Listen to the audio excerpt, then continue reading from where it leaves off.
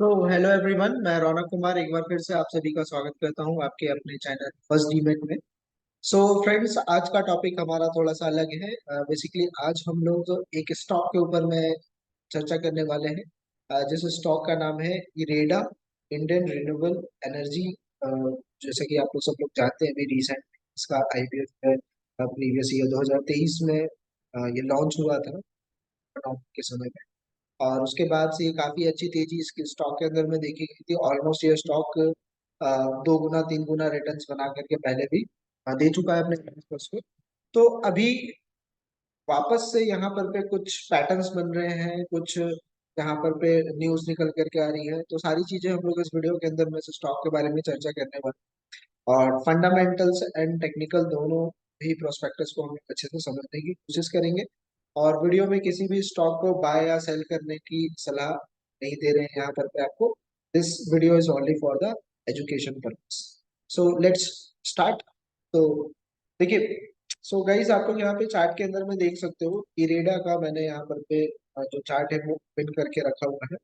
तो technical analysis पे पहले हम लोग बाद में आएंगे। सबसे पहले हम लोग इसका फंडामेंटल हम लोग समझने की कोशिश करते हैं कि फंडामेंटल वाइज ये जो स्टॉक है वो किस तरीके से परफॉर्म कर रहा है। और अभी लेटेस्ट ही न्यूज आया था कुछ दिन पहले कि इरेडा को जो है वो नवरत्न स्टॉक्स के अंदर में जो है सरकार ने उसको कैटेगराइज किया है। पहले ये मिनी रत्न के अंदर में था, अभी महा सॉरी मिनी रत्न के अंदर में था, फिर अभी नवरत्न के अंदर में ये कैटेगरी के अंदर में आ गया है। ठीक है। तो बहुत ही नियरेस्ट एक इसका ब्रेकआउट पॉइंट है जहाँ पे हम लोग आराम से यहाँ पर 10 to 15% तक का रिटर्न जो है वो बिफोर आई थिंक कि आपका जो इलेक्शंस आ रहे हैं इससे पहले उसके अंदर में अचीव प्रोबेबिलिटी है। सो एक बार चलते हैं, इसका थोड़ा सा फंडामेंटल समझते हैं हम लोग। तो मार्केट कैपेसिटी की अगर हम लोग बात करें तो कंपनी का मार्केट कैप जो है वो है आपका 459.88 बिलियन, लगभग 45,000 करोड़ का मार्केट कैप है इस कंपनी का। और स्टॉक का जो पी है, पी रेशियो जो उससे हम लोग बोलते हैं, प्राइस टू अर्निंग रेशियो, वो 34 का यहाँ पर 34.72 का चल रहा है। ठीक है। थोड़ा सा और गाइस हम लोग अगर नीचे आते हैं तो यहाँ पर पे आप देख रहे हो इनकम स्टेटमेंट। तो इनकम स्टेटमेंट के अंदर में हम यहाँ पर पे quarterly income and annually income दोनों को यहाँ पर पे हम लोग करने की कोशिश करेंगे। तो बेसिकली जैसा कि आप लोग देख रहे हैं कि क्वार्टर फोर 2022 से लेके क्वार्टर फोर 2023 तक का यहाँ पर पे मेरे पास में डेटा है।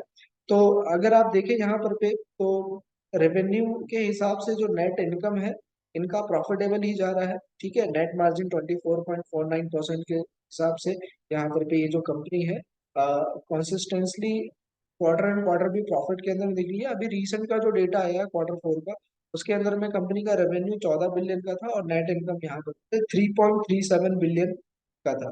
ठीक है। और नेट मार्जिन अगर मैं देखूँ प्रॉफिट का, तो वो 23.93% है क्वार्टर ऑन क्वार्टर।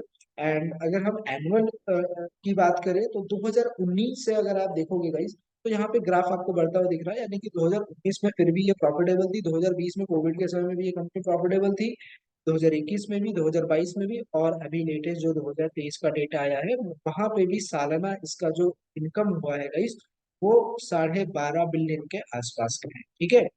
और मतलब ईयरली बेसिस में अगर मैं नेट मार्जिन अगर देखूँ प्रॉफिट के ग्रोथ का, तो 25% के ग्रोथ। तो overall quarter on quarter basis में भी और ईयरली बेसिस में भी कंपनी प्रॉफिटेबल है, फंडामेंटल्स अच्छे दिख रहे हैं। ठीक है। थोड़ा सा और हम लोग नीचे आते हैं तो यहाँ पर पे आप परफॉर्मेंस आप देख सकते हो। जैसे कि तो इस कंपनी ने लास्ट 1 ईयर में आप देख सकते हो कि साढ़े सॉरी 250% तक का, 252% तक का रिटर्न दिया है। 6 महीने में भी लगभग उतना ही देगा, जस्ट बिकॉज ऑफ ऐसा मैंने आपको बताया। ये जो कंपनी है आपका, ये नवंबर लास्ट में ये लिस्ट हुआ था मार्केट में, सी नेशनल स्टॉक एक्सचेंज के अंदर में। और अभी फिलहाल 1 महीने से ये जो कंपनी है, 6 मंथ से देखिए, नेगेटिव स्कोर्स नहीं है यहाँ पर पे, प्रॉफिटेबल ही है कंपनी। चाहे आप ईयर बेसिस में देखो, चाहे 6 मंथ में देखो, 3 मंथ्स में, 1 मंथ में, एंड 1 वीक के, मतलब आपने किसी भी पीरियड के अंदर में इसको इन्वेस्टमेंट करके रखा होगा, चाहे लॉन्ग टर्म शॉर्ट टर्म, ये कंपनी आपको प्रॉफिटेबल ही यहाँ पे दिख रही है। थोड़ा सा और नीचे आते हैं। यहाँ पर पे हम लोग बेसिकली इसका हम लोग पूरा का पूरा ओवरव्यू हम लोग यहाँ पे पढ़ सकते हैं। जैसे कि प्रोफाइल जैसे हम लोग बोलते हैं, तो Indian renewable energy development agency limited is an non banking financial company which is engaged in the promoter development and extending financial assets for energy consumable products. It's operate through the financial activities in the renewable energy and energy efficiency sectors. ठीक है। तो basically क्या है कि ये जो company है वो एनर्जी सेक्टर्स के ऊपर में, रिन्यूएबल एनर्जीज के ऊपर में काम करती है। जैसे कि यहाँ पर पे लिखा हुआ है जनरेशन ऑफ, जैसे पावर थ्रू सोलर प्लांट्स हो गए, ऑपरेटिंग सिस्टम्स हो गया। ठीक है। तो इस टाइप के एनर्जीज के ऊपर में ये काम करती है। और आपको पता भी है कि अगर बीजेपी की गवर्नमेंट आती है तो सोलर एनर्जीज को, सोलर जो पावर है इनको काफी ज्यादा हाइक मिलने वाली है। और स्टॉक जो है, अच्छी बात ये भी है कि इस स्टॉक को नवरत्न के अंदर में कैटेगराइज किया गया है, गवर्नमेंट ने ही किया है। The company was founded in March 11 1987। तो गाइज कोई नई कंपनी नहीं है, स्टॉक मार्केट में बाद में बहुत लेट से लिस्टिंग हुई है, लेकिन ये जो कंपनी है वो आपका मार्च 1987 की कंपनी, और इसका जो हेडक्वार्टर है वो न्यू दिल्ली में पड़ता है। ठीक है। तो यहाँ पर पे हमने पूरा ओवरव्यू उसका देखा, सारा चीज अच्छा है। तो इसका एक बार हम लोग प्रोफाइल यहाँ पर विजिट करते हैं, या वेबसाइट हम लोग यहाँ पर पे एक बार करते हैं। तो वेबसाइट में हम लोग यहाँ पर पे और थोड़ा सा अच्छे से हम लोग यहाँ पर पे इसको समझने की कोशिश करेंगे कि बेसिकली किस मेजर प्रोडक्ट्स पे ये काम कर रही है। तो जैसा कि आप यहाँ पर पे कंपनी का वेबसाइट आप यहाँ देख सकते हैं। तो इरेडा, आप देख रहे हैं यहाँ पर के रिन्यूएबल एनर्जीज के ऊपर में काम कर रहा है, जैसे कि सोलर एनर्जीज वगैरह हो गया आपका। ठीक है। विंड एनर्जीज वगैरह, सब चीजों के जो है वर्क करती हुई दिखाई दे रही है। ठीक है। आप देख रहे हो यहाँ पे नवरत्न का भी इसको टैग मिला हुआ है। यहाँ पे इसके वेबसाइट में जाएंगे तो आप देख सकते हो इन नवरत्न सीपीसी। ठीक है। ये टैग अभी तो G20 के भी अंदर में ये स्टॉक आता है। काफी अच्छा स्टॉक है और पीएसयू के अंदर में आता है। अगर बीजेपी की गवर्नमेंट आती है तो इस स्टॉक के अंदर में अगेन हमें एक बड़ा रैली देखने को मिल सकता है, जैसे प्रीवियस हमें रेलवे के स्टॉक्स में देखने को मिला। तो आप ये देख सकते हो कि कहाँ कहाँ पर भी ये क्या क्या काम करती है। जैसे कि कंप्रेस बायोगैस के ऊपर में ये कंपनी काम करती है, बायोमास प्रोड्यूस करती है, विंड एनर्जी है, सोलर एनर्जीज के ऊपर में है, एक्सेस टू एनर्जी है, फ्लोटिंग सोलर्स है। ठीक है। तो ये सारे अलग अलग सेगमेंट्स में कंपनी जो है वो बिजनेस करती है। और बेसिकली आप देखो यहाँ पर भी कंपनी ने अपना एक ओवरव्यू यहाँ पर पे दिया हुआ है। तो विंड एनर्जी के अंदर में इसका 19% तक का इसका जो हिस्सेदारी है यहाँ पर पे लिया हुआ है इसने। ठीक है। और स्मॉल हाइड्रो के अंदर में 12% है। और सबसे ज्यादा अगर किसी के अंदर चीज में देखने को मिल रहा है तो वो सोलर एनर्जी है। तो सोलर एनर्जी के अंदर में आप देखोगे तो 27.3% मतलब ऑल ओवर इंडिया के अंदर में ये का कैप्चर किया हुआ है। ठीक है।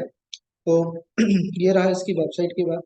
एंड चलते हैं गाइस हम लोग पहले अभी इसके चार्ट की तरफ में, कि थोड़ा सा टेक्निकल समझ लें कि कहाँ पर पे क्या होने पे हमको बाय करना किया जा सकता है, और कितना रिस्क और कितना रिवॉर्ड हम यहाँ पे चल सकते हैं। तो बेसिकली अगर आप देखोगे तो इरेडा ने अभी अपना जो रिसेंट जो यहाँ पर जो हाई बना, यहाँ पर पे 214 215 रुपए का लेके चल 214 देखने को मिल रहा है। तो 215 रुपए का जो ये है हमारा हाई बना हुआ है। ठीक है।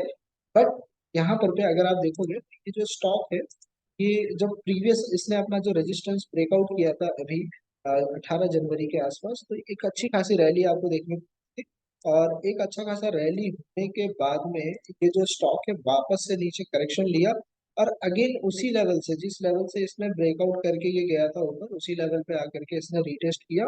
और अभी ये अपवर्ड मूवमेंट की तरफ है, मतलब अपने ऑल टाइम हाई के आसपास है। तो इसका काफी अच्छा एक पैटर्न भी यहाँ पर पे बनता हुआ दिख रहा है। तो सबसे पहले हम लोग यहाँ पर पे देखते हैं कि ये जो स्टॉक है अभी फिलहाल 185 का जो रेजिस्टेंस लेवल है इसको ये फॉलो कर रहा है। मतलब कि 185 के रेजिस्टेंस के ऊपर में जो ये स्टॉक है सस्टेन नहीं कर पा रहा है। आप देख सकते हो 16 फरवरी, उसके बाद यहाँ 5 अप्रैल, उसके बाद फिर यहाँ 29 अप्रैल, यहाँ पे 3 अटेम्प्ट यहाँ पर पे किए गए हैं जहां पर पे ये स्टॉक जो है वो निकलने की कोशिश कर रहा है। कंटिन्यूसली यहाँ पर पे हायर लोस बन रहे हैं, हायर हाइस बन रहे हैं।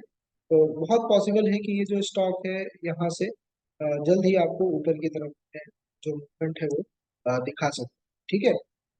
तो चलते हैं पहले यहाँ पर पे इसका थोड़ा सा और हम लोग फंडामेंटल्स यहाँ पर पे सारी टेक्निकल हम लोग इसका समझते हैं। तो गाइस देखो मेरे हिसाब से यहाँ पर पे एक मुझे कप एंड हैंडल पैटर्न यहाँ पर पे बनता है दिख रहा है इस स्टॉक के अंदर। देखोगे ये एक यहाँ पर भी एक कप का शेप बना रखा है इसने, और यहाँ पर भी आप देखोगे एक हैंडल पैटर्न। तो ये बुलिश पैटर्न होता है। ठीक है। Cup and handle pattern. तो इसका जो नेकलाइन है हमारा वही 185 का नेकलाइन है। तो इसके अंदर में हमको क्या ध्यान रखना है गाइस कि जैसे ही, क्योंकि देखो हम लोग बहुत लॉन्ग टर्म की बात नहीं कर रहा हूँ मैं। मतलब अगर आप एक महीना के लिए अगर स्टॉक को बाय करके अगर आप वॉच करते हो या होल्ड करना चाहते हो, तो उसके अंदर में अगर 185 के ऊपर मार्केट अगर सस्टेन करता है तो ऑलमोस्ट 15.95% मतलब 16% के आसपास, 16% आप रहने दो, राउंड फिगर में हम 15% लेकर के चलते हैं, तो एटलीस्ट 15% का यहाँ पर पे हमारे पास में रिवॉर्ड जो है वो निकल करके आ रहा है। और ब्रेकआउट के बाद अगर मान लो स्टॉक अगर सस्टेन नहीं करता है, तो उस केस में हम लोग यहाँ पर पे क्योंकि रिस्क टू रिवार्ड बेसिकली चीजों को ट्रेड किया जाता है, तो अगर सस्टेन नहीं करता है तो यहाँ पर पे हम लोग नॉर्मल 4% तक का यहाँ पर जो रिस्क है, यहाँ पर 4 से 5% तक लेके यहाँ पे चल सकते हैं।